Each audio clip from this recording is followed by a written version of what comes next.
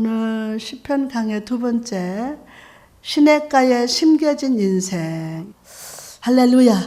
주의 말씀을 주야로 묵상하는 자와 동행하시고 행복하게 하시는 하나님을 찬양합니다.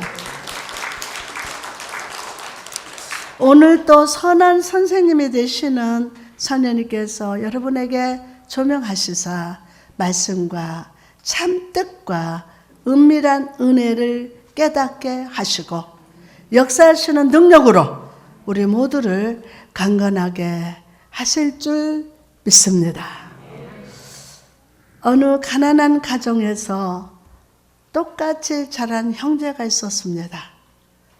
그런데 형은 거지처럼 구걸하는 인생을 사는 반면에 동생은 훌륭한 대학 교수가 됐습니다. 어떤 기자가 두 사람을 취재하기 위해서 먼저 어린 시절 형제가 함께 살던 집에 여전히 살고 있는 형을 만났습니다. 그 집에 액자가 하나 걸려 있는데 영어로 이런 글이 쓰여져 있었습니다. Dream is nowhere. 꿈은 어느 곳에도 없다. 꿈은 어느 곳에도 없다. 라고 쓰여져 있습니다. 형은 20년이 넘게 그 글귀를 보면서 절망 속에서 삶을 비관하면서 살았던 것입니다. 기자는 동생의 연구실로 찾아갔습니다.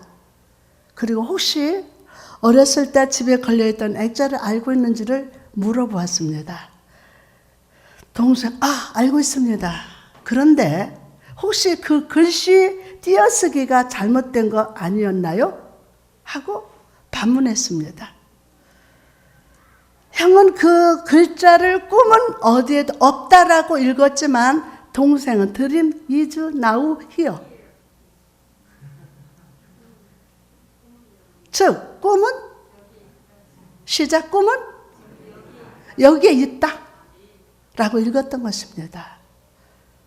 이 해석이 동생에게 꿈을 불어넣었고 동생의 운명은 바뀌게 되었어요.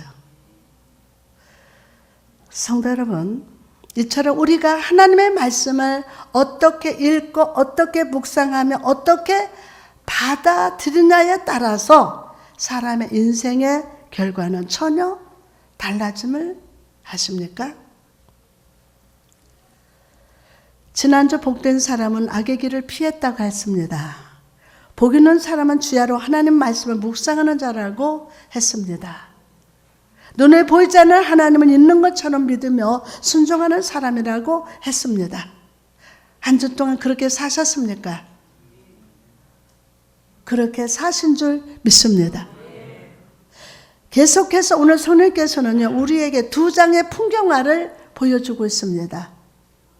오늘 이 말씀을 보면서 성령께서 여러분의 마음속에 절망의 쓴뿌리를 제거하시고 여러분의 마음속에 소망과 은혜의 메시지가 새겨주시기를 주님의 이름으로 축복합니다. 그럼 우리 말씀의 풍경 속으로 한번 같이 들어가 봅시다. 말씀의 풍경 속으로 오늘 같이 손잡고 들어갑니다. 자, 본문 3절 시작. 그는 시냇가에 심은 나무가 철을 따라 열매를 맺으며 그 잎사귀가 마르지 아니한 같으니 그가 하는 모든 일이 다 형통하리로다. 아멘. 여러분, 유대 지방은요, 건기와 우기가 아주 뚜렷하게 구분이 되는 땅입니다. 그리고 대부분의 비는요, 우기에 집중적으로 내린다고 합니다. 때문에 이스라엘 땅에는 비가 올 때는 물이 흐르지만 건기 때는 물이 말라버리는 간헐천이 많았다고 합니다. 그래서 이런 간헐천에 심겨진 나무들은요, 비가 올 때는 나뭇잎을 내고 싱싱하다가도 건기가 되면 쉽게 시들어버리고 열매도 제대로 맺지 못했습니다. 혹시나 열매를 맺는다고 해도 상태가 형편없고 맛도 없다고 합니다. 그런데 예외적으로 시냇가에 심겨진 나무는 크게 자라고 사계절 푸르고 많은 열매를 맺습니다.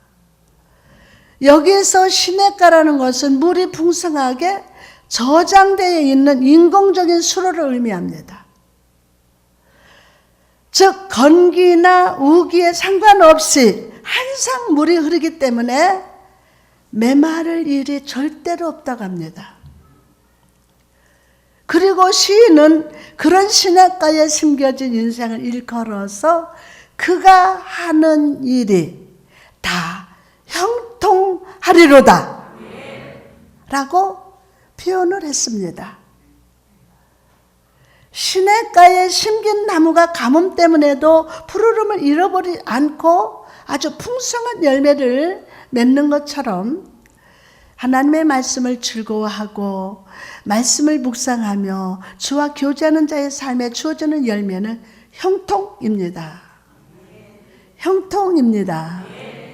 여기서 형통이라는 단어는 하나님이 그를 성공하게 하신다. 다 같이 형통. 형통하면 여러분 얘기하세요. 형통. 잘 들으셔야 돼요.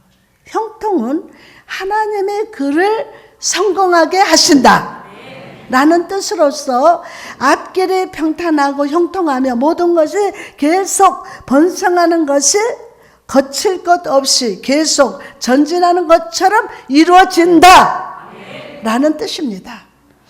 즉 복 있는 사람이 이 땅에서 성공적으로 살 수 있는 것은 나의 노력과 내가 무엇을 했기 때문이 아니라는 겁니다.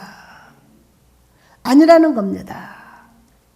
하나님께서 우리로 성공하도록 은혜를 베푸시기 때문임을 믿으시기 바랍니다. 하나님 은혜로 건강도 주셨어. 막 지혜도 주셨어. 능력도 주셨어. 아침 일찍 나가서 뭐 일할 수 있어. 이게 하나님 은혜요. 여러분 창세기 24장 40절에 보니까 내가 섬기는 여호와께서 그의 사자를 너와 함께 보내어 내게 평탄한 길을 주시리니. 여러분 여호수아를 보십시오. 하나님께서 모세를 이어서 이스라엘의 새로운 리더가 된 그에게 이런 말씀 주셨습니다. 새 번역에 보니까 여호수아 1장 8절에 이 율법책의 말씀을 늘 읽고 밤낮으로 그것을 공부하여 이 율법책에 쓰여진 대로 모든 것을 성심껏 실천하여라. 그리하면 내가 가는 길이 순조로울 것이며 내가 성공할 것이다. 새 번역 성경에 그렇게 되어 있어요. 그럼 하나님은 여러분 여호수아에게 어떤 성공을 주셨습니까? 그는 이스라엘 백성들과 함께 요단강을 건넜어요. 가나안의 7 족속들과 전쟁에서 승리했습니다. 요단강이 갈라지고 여리고 성이 무너지게 됐습니다. 해와 달을 멈추게 하셔서 대적과 전쟁에서 끝내 승리하게 하셨습니다. 결국 약속의 땅을 정복하고 죽을 때까지 하나님의 은혜 가운데서 순조롭게 살았습니다. 여러분 이처럼 하나님 말씀 안에 거하며 지키는 자에게 주시는 축복은 실질적이고 현실적임을 믿으시기 바랍니다. 실질적이고 현실적이에요. 여러분이 이 땅을 살아가는 동안 하나님의 축복은 눈으로 볼 수 있고 손으로 만질 수 있으며 맛볼 수 있고 현실적으로 누릴 수 있는 복임을 믿으시기 바랍니다. 아멘. 현실적으로 느낄 수 있어요. 이렇듯 하나님은 우리에게 현실적으로 누릴 수 있는 복을 주시기를 기뻐하십니다. 그런데 우리는 이 말씀대로 형통한 삶, 형통한 축복을 누리지 못합니다. 우리는 내가 복을 누리지 못하는 것이 환경 때문에, 다른 사람 때문에, 고난 때문에, 질병 때문에 라고 각기 이유를 말하지만 사실 복을 누리지 못하는 근본적인 이유가 있었음을 아십니까? 그렇다면 우리가 이 형통케 하시는 복을 누리는 삶을 살기 위해서는 어떻게 해야 할까요? 창세기 34장을 보면요, 야곱의 딸 딥나를 강간한 세금을 야곱의 아들들이 죽이는 장면이 나와요. 험한 일을 당한 여동생이 복수였지만 그것 때문에 야곱과 그의 집안은요, 다시 복수를 당할지도 모르는 위기 가운데 처해 있었습니다. 이런 사건이 벌어지는 동안 성경을 보면요, 하나님이라는 글자가 한 번도 나오지 않아요. 거기에 하나님이라는 글자가 한 번도 나오지 않아요. 그런 악한 죄악을 저질렀던 34장이 끝나고 35장을 보면요, 첫 단어부터 하나님이라는 글자가 등장합니다. 창세기 35장 1절 말씀을 보니까 하나님이 야곱에 이르시되 일어나 베들로 올라가서 거기 거주하며 내가 내 형의 낯을 피하여 도망하던 때에 내가 나타났던 하나님께 거기서 제단을 쌓으라 하신지라. 하나님이 없이 살았던 인생, 그 인생의 위기 속에서 하나님이 주신 해결책은 예배로 돌아오라. 예배로 돌아와라.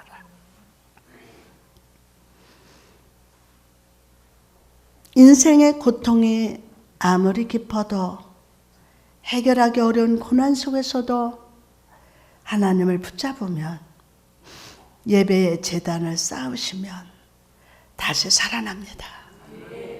다시 살아납니다. 다시 살아나요. 창세기 35장 2절에 야곱의 이에 자기 집안 사람과 자기와 함께한 모든 자에게 이르되 너희 중에 있는 이방 신상을 버리고 자신을 정결케 하고 너희들의 의복을 바꿔 입으라. 하나님의 축복을 받은 야곱의 가정 안에는 이방 신들이 많았습니다. 먼저 라헬이 아버지 라반의 집에서 드라빈을 훔쳐왔고, 야곱의 자녀들과 종들도 그 지역의 수호 신상들을 가지고 있었습니다.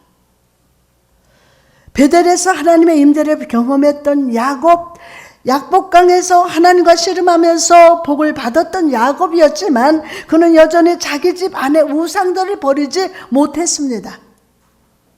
여러분, 오늘 여러분의 집안은 어떻습니까? 하나님을 믿지만 그래도 여전히 하나님 말고 의지하는 것은 없으십니까? 아직도 내 마음속 은밀한 곳에 놓지 못하는 드라빔, 세상의 것을 자리 잡고 있지는 않습니까? 여러분, 우리는 예배드리고 은혜 받은 것으로 멈춰서는 안 됩니다. 은혜 받았다면 결단해야 합니다. 은혜 받았다면 안 들려. 은혜 받았다면 결단이 있어야 돼요.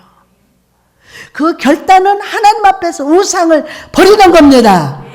내 지정의를 다해서 하나님 한 분만을 붙들고 살기로 결단할지어다.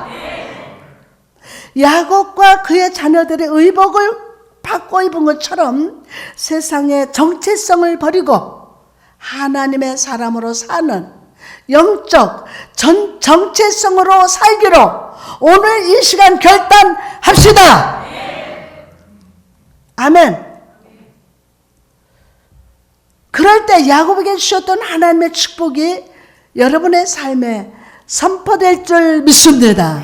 여러분, 창세기 35장 9절에서 11절 말씀을 보니까 하나님이 다시 야곱에게 나타나서 그에게 복을 주시고 하나님이 그에게 이르시되 내 이름이 야곱이지만은 내 이름을 다시는 야곱이라 부르지 않겠고 이스라엘이라 내 이름을 데리라 하시고, 그가 그의 이름을 이스라엘이라 부르시고 하나님이 그에게 이르시되 나는 전능한 하나님이라 생육하며 번성하라 한 백성과 백성들의 총회가 내게서 나오고 왕들의 내게 너 내 허리에서 나오리라.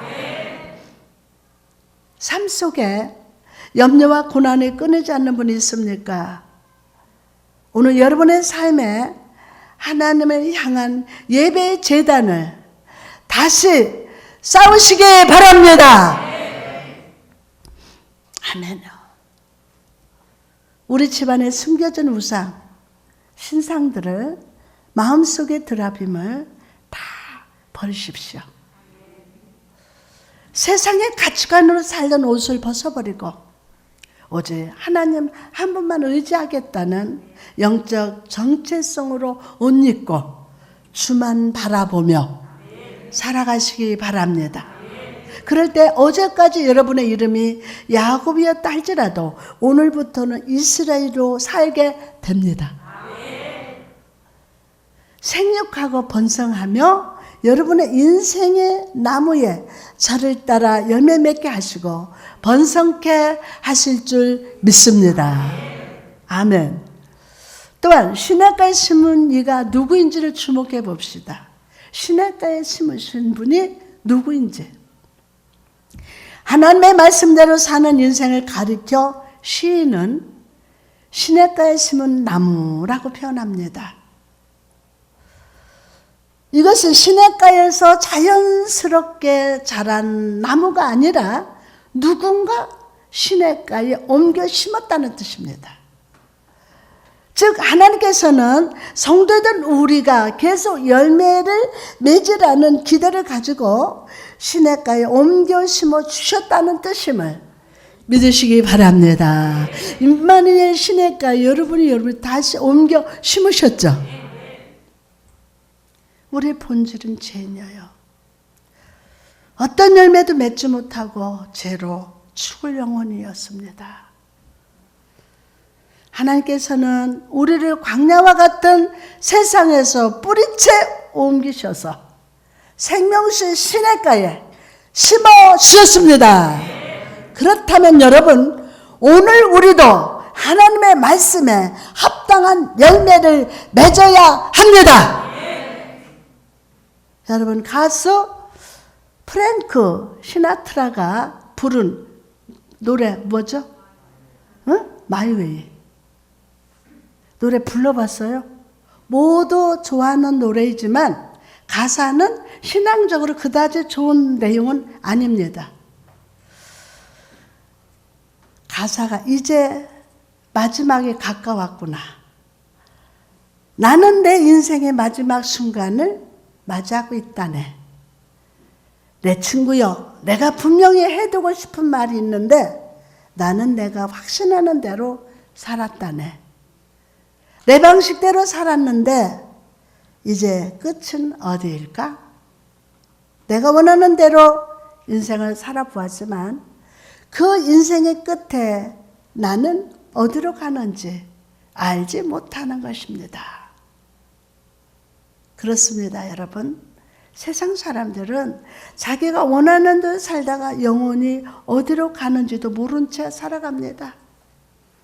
그런 인생을 해서 예수님 말씀하십니다. 마태복음 11장 28절에 수고하고 무거운 짐진 자들아 다 내게로 오라. 내가 너희를 쉬게 하리라. 주님은 누구든지 주께 나오는 자에게 쉼을 주신다고 말씀하십니다. 여기서 말하는 쉼이라는 것은 편안하다는 뜻 외에 행복해진다, 아주 잘 풀리게 된다 라는 뜻도 담겨져 있습니다. 그럼 이 편안하고 행복한 삶을 살기 위해서 우리가 해야 할 일이 무엇입니까? 바로 마이웨이를 버리고 주와 함께 걸어가야 돼. 더 크게 아멘. 마이웨이를 버리고 주와 함께 걸어가야 돼요. 너의 고집대로 살던 인생, 너의 힘으로 수고하고 무거운 짐지던 길을 버리고 주의 길을 걸어야 한다는 것입니다. 창세기 17장에 보면 하나님의 아브라함에게 찾아가신 장면이 나옵니다. 99세 노인이었던 아브라함에게 하나님 말씀하십니다.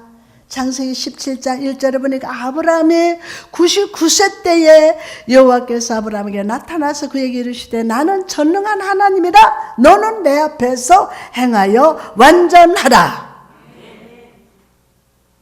자기 힘으로 아들을 얻어보려고 했던 아브라함, 여종 한가를 통해서 미스마엘을 얻었지만 결국 그 집안의 화목 깨지고 말았어요.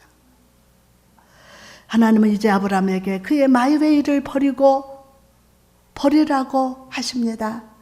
하나님 앞에 행하는 인생을 살라고 하십니다. 너가 여호와 앞에서 걸어갔다면 나는 너의 등 뒤에서 너를 완전케 하는 하나님이 되어주시겠다고 말씀하셨습니다. 그리고 그 완전케 하시는 하나님, 그분 자신을 일컬어서 전능한 하나님 엘사다이라고 소개하고 있습니다. 엘사다이는 전능한이라는 뜻이지만 동시에 충분히 채우는 자라는 뜻이기도 하십니다. 즉 99세 노인 아브라함의 등 뒤에 하나님이 계실 때 하나님께서 그의 필요를 완전히 충분히 채워주시겠다는 것입니다. 아멘.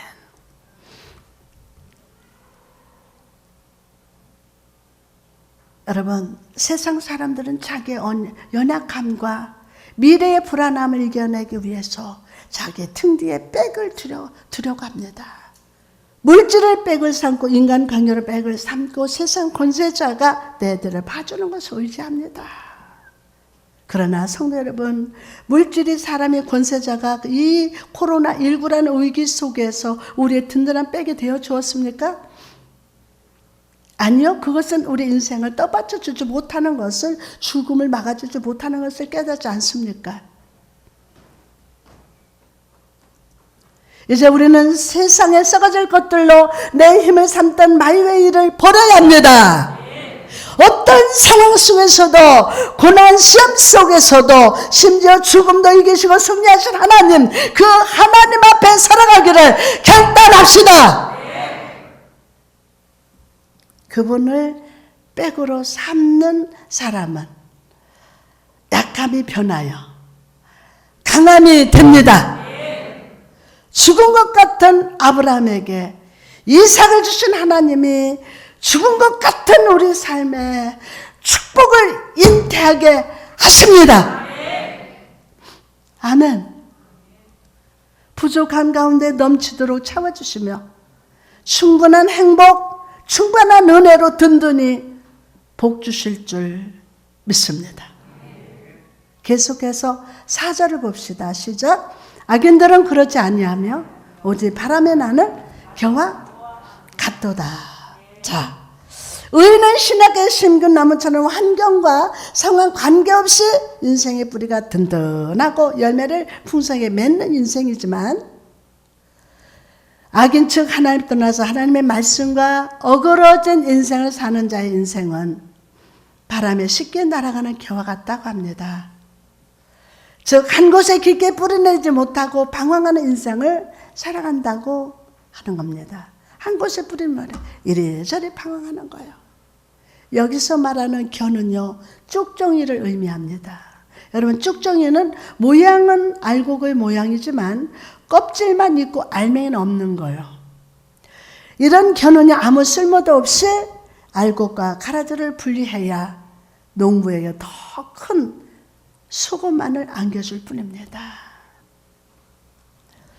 이처럼 의인도 악인도 이 세상 속에서 함께 살아갑니다. 그러면 함께 살아가요. 그러나 하나님의 심판의 바람이 불어올 때 알곡과 쭉정이는 그 바람 앞에 분리될 것입니다. 세상에서 알곡같이 살아도 마지막 심판 때에 그 영혼은 슬픔의 일을 가는 저 지옥으로 떨어질 운명이라는 것입니다. 그래서 저는 이거 잘못하면 안 돼. 야단도 치고 꿀밤도 추고 당중 때도 때리고 안 돼. 10번이고 100번이고 하나님 앞에 겸손히 아멘할 때까지 전합니다. 때로는 고단합니다. 때로는 힘겹습니다. 그러나 영적으로 알고 보게 하신 하나님이기 때문에 저도 하나님의 그 시간을 하나님 보게 할 때 나도 보게 하시는 그 하나님이기 때문에 여러분은 그냥 내버려 둘 수 없는 거예요. 한 번 해서 안 되면 두 번, 세 번 전화합니다. 또 전화합니다. 달성했다도 다시 돌아와야 합니다. 아멘요. 언제 죽을지 모르는 인생인데 그렇다면 여러분, 과연 하나님은 악인들이 이렇게 멸망하는 것을 기뻐하시겠습니까? 누가복음 15장에 보니까 잃어버린 양의 비유가 나옵니다. 100마리 양을 가지고 있던 목자, 그러나 그 목자는 한 마리 양을 잃어버렸습니다. 100마리 중에 한 마리 잃어버렸으니 별것이 아니라고 생각할 수도 있지만 목자는 그 잃어버린 한 마리 양을 사랑했습니다. 그 양의 아픔을 생각했습니다. 마치 자기가 아픈 것처럼 목자는 생각했습니다. 내 사랑하는 양이 길을 잃었을까? 바위 틈에 끼어 있을까? 가시 덩굴에 걸렸을까? 혹시 늑대에게 잡혀 먹은 것은 아닐까? 얼마나 힘들까? 얼마나 나를 기다릴까? 감사한 사실은 목자가 이렇게 생각한 것으로 멈추지 않고 양을 찾아 나섰습니다. 양을 찾을 때까지 목자는 험한 산길을 걸으면서 찾고 또 찾았던 것입니다. 여러분, 이처럼 예수 그리스도는 임마누엘 우리를 찾아오셨습니다. 오늘도 찾아오셨습니다. 아멘. 찾아오셨어요. 나를 구원하시려고, 나를 치유하시려고 세상에서 방황하면서 길 잃은 인생을 사는 나를 찾고 또 찾아서 마침내 주님 품 안에 안아주셨음을 믿으시기 바랍니다. 우리를 구원하시고 자녀 삼아주신 주님은 오늘 우리에게 말씀하십니다. 누가복음 15장 7절에 보니까 내가 너에게 이르노니 이와 같이 죄인 한 사람이 회개하면 하늘에서 회개할 것 없는 의인 99으로 말미암아 기뻐하는 것보다 더하리라. 여러분, 오늘도 우리 주변에는 악의 길을 걸으면서 깨닫지 못하는 영혼들이 있습니다. 믿지 않는 남편, 아내, 자녀, 가까운 친구들 한번 생각해 보세요. 그들이 바람에 나는 겨처럼 방황하는 인생을 벗어나서 임마누엘 신에게 심겨줄 수 있도록 기도하며 강권하며 은혜의 자리로 인도하는 자가 됩시다. 여러분, 여러분도 잃어버린 한 마리의 양이 돼서 하나님이 찾으셔서 이렇게 시냇가에 심어주셔서 그래서 주께서 기뻐하시고 은혜 가운데 열매 맺는 인생, 감격이 있는 인생, 기쁨이 넘치는 인생, 행복한 인생으로 살아가게 축복하셨습니다. 아멘. 할렐루야. 성령께서 그렇게 기름 부시고 축복하십니다. 아멘.